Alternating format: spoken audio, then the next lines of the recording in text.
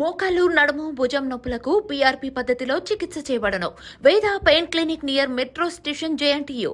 Contact 8186959697.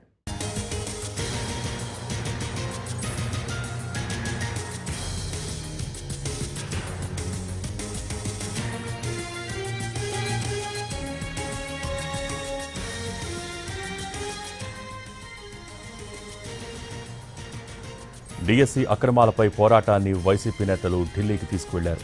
మొదటి rank వచ్చిన అభ్యర్థికి కూడా ఉద్యోగం రాలేదని, డిఎస్సిలో అనేక అక్రమాలు జరిగాయని ఆరోపించారు వైసీపీ నేత వైవి సుబ్బారెడ్డి. ఈ వ్యవహారంలో సిబిఐ ఎంక్వైరీ కోరుతూ ప్రధాని, హోంమంత్రి, విద్యాశాఖ మంత్రి, సిబిఐ డైరెక్టర్కు వినతిపత్రం అందజేస్తామన్నారు. ఉద్యోగ అవకాశాలు కోల్పోయే పరిస్థితి వచ్చి ఈరోజు కోర్టును ఆశ్రయించే పరిస్థితి వచ్చింది.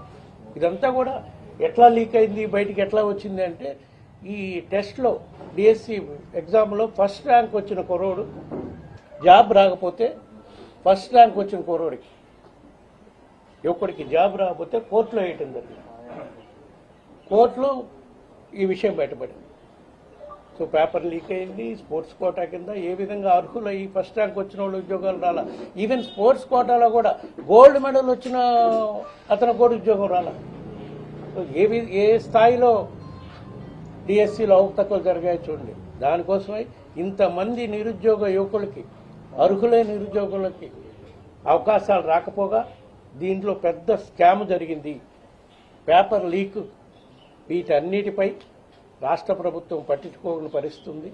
వైఎస్ఆర్ కాంగ్రెస్ పార్టీ తరఫున నిన్న రాష్ట్ర గవర్నర్ని కలిసి కూడా దీనిపై సిబిఐ ఎంక్వైరీ చేయాలని చెప్పడం జరిగింది. వైఎస్ఆర్ కాంగ్రెస్ పార్టీ తరఫున ఎంపీలందరం కూడా డిఎస్సిపై సిబిఐ ఎంక్వైరీ కానీ, సిట్టింగ్ జడ్జి చేత కానీ ఎంక్వైరీ చేయించాలని చెప్పి వైఎస్ఆర్ కాంగ్రెస్ పార్టీ తరఫున ఎంపీలందరం కూడా ఈరోజు ప్రధానమంత్రికి, హోమ్ మినిస్టర్కి, ఎడ్యుకేషన్ మినిస్టర్కి, సిబిఐ డైరెక్టర్కి అందరికి కూడా వినతి పత్రం ఇచ్చి దీనిపై సమగ్రంగా దర్యాప్తు చేయాలని కోరే కార్యక్రమం.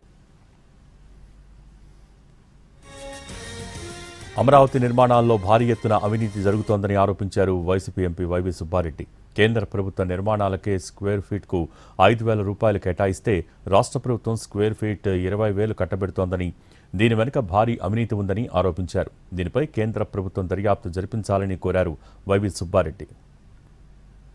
లక్షల స్క్వేర్ ఫీట్స్తో క్యాపిటల్ ప్రధాన బిల్డింగ్స్ నిర్మాణానికి టెండర్స్, కొంతమేరకు టెండర్లు కూడా పిలిచారు, కొన్ని ఫైనలైజ్ కూడా చేశారు. స్క్వేర్ ఫీట్ 20,500 రూపాయలకి కన్స్ట్రక్షన్ కాస్ట్. అందులో దీంట్లో ఇంక్లూడింగ్ ఈ మధ్యకాలంలో పిలిచిన గ్లాసు, క్లాడింగు అన్నీ కలిపి స్క్వేర్ ఫీట్కి 20,500 రూపాయలు. అయితే ఏ ప్రధాన నగరంలో అయినా రియల్ ఎస్టేట్ వ్యాపారం చేసేవాళ్ళైనా ల్యాండ్ కాస్ట్ కాక సుమారుగా 5-6 వేలు, మ్యాక్సిమం అంటే 7 వేలు. ఇది ల్యాండ్ కాస్ట్ లేకుండానే స్క్వేర్ ఫీట్ 20,500 రూపాయల ఎస్ఎఫ్టీ కాస్ట్ చేస్తున్నారంటే ఎంత సొమ్ము వీళ్ళు దోచుకుంటున్నారు, ప్రజల సొమ్ము అనేది క్లియర్గా అవుతుంది. ఎందుకంటే ఈ మధ్య కాలంలోనే కేంద్ర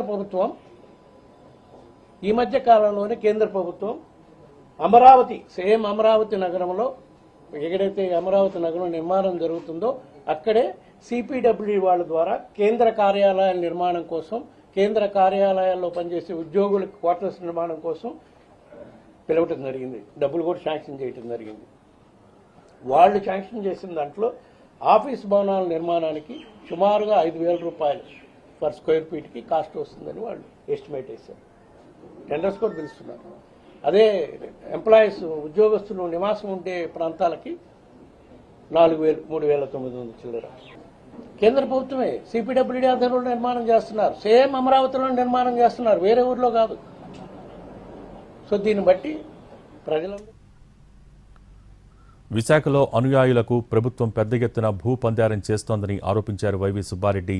ఐటీ కంపెనీలకు 99 పైసలకు ఎకరం ఇస్తున్న ప్రభుత్వం ఆ పేరుతో రియల్ ఎస్టేట్ సంస్థలకు కూడా భూములు కట్టబెడుతోందని అన్నారు. దీనిపైన కేంద్రం దర్యాప్తు చేయాలని కోరారు ఎంపీ వైవి సుబ్బారెడ్డి.